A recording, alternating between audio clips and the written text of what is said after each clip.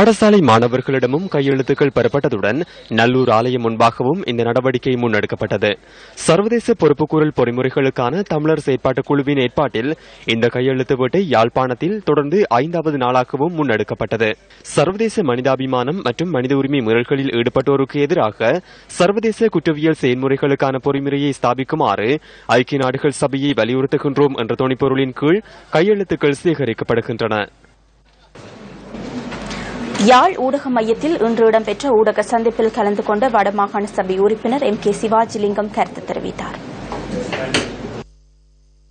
சர்வதேச விசாரணை முடிவடைந்து விட்டது, இனி விசாரணை தேவையில்லை என்று சொல்கிறார். நாங்கள் கேட்கிறோம், சர்வதேச விசாரணை முடிவடைந்து விட்டது என்றால் ஏன் உள்நாட்டு விசாரணை?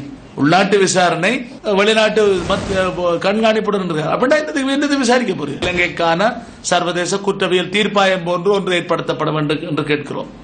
அதுதான் அடுத்த கட்டத்துக்கு நகர்த்த முடியும்.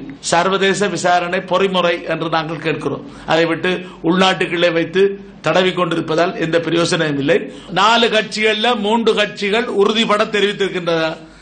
இலங்கை தமிழரசு கட்சி இதுவரை உத்தியோகபூர்வமாக தன்னுடைய நிலைப்பாட்டை சொல்லவில்லை.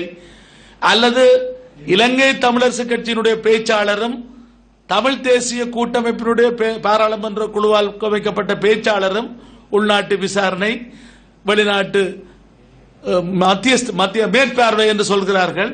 ஆகவே அதை அவர்களுடைய உத்தியோகபூர்வமான நிலைப்பாட்டை கொள்ள வேண்டிய ஒரு நிலைமை இருக்கிறது.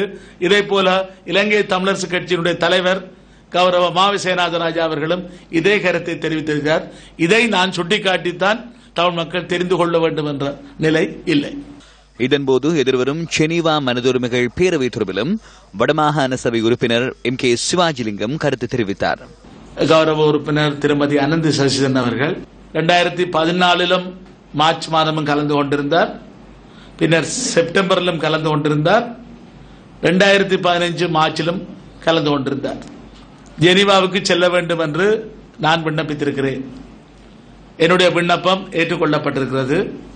நேற்றைய தினம் மாண்புமிகு முதலமைச்சரை திருமதி அனந்தி சசிதரன் அவர்கள் நானும் சந்தித்து சுமார் 1.5 மணி நேரம் இதை பற்றி கலந்துரையாடினோம். நீங்கள் வடக்கு மாகாண சபையின் உறுப்பினர்களாக எங்களை 5 பேரோ 6 பேரோ நீங்க அனுப்புவதற்கு நடவடிக்கை எடுக்க முடியுமா என்று கேட்டேன். அவையினுடைய கூட்டத்திலே தான் தீர்மானமாகத்தான் எடுக்கப்பட வேண்டும். மாண்புமிகு முதலமைச்சர் கருத்தை நாங்கள் ஏற்றுக்கொண்டோம்.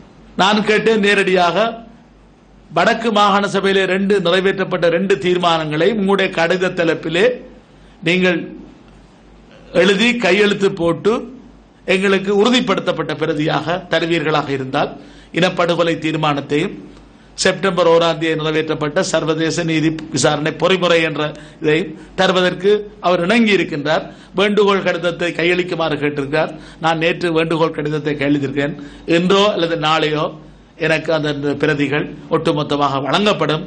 இதை நாங்கள் அங்கத்துவ நாடுகள் 47 நாடுகள் அங்கத்துவ நாடுகளுக்கும் ஏனைய நூற்றுக்கணக்கான நாடுகளுக்கும் இதை நாங்கள் விநியோகிப்பதற்கு தீர்மானித்திருக்கிறோம்.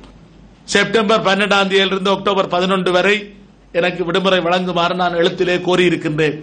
அது அன்றைக்கு சபையிலே சொல்லப்பட்டிருக்கிறது.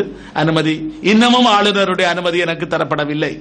ஆனால் அனுமதி கிடைக்கிறதா இல்லையா என்பதல்ல, எங்களுடைய பயணத்தை யாரும் தடுக்க முடியாது என்பதுதான் என்னுடைய பணிவான கருத்து.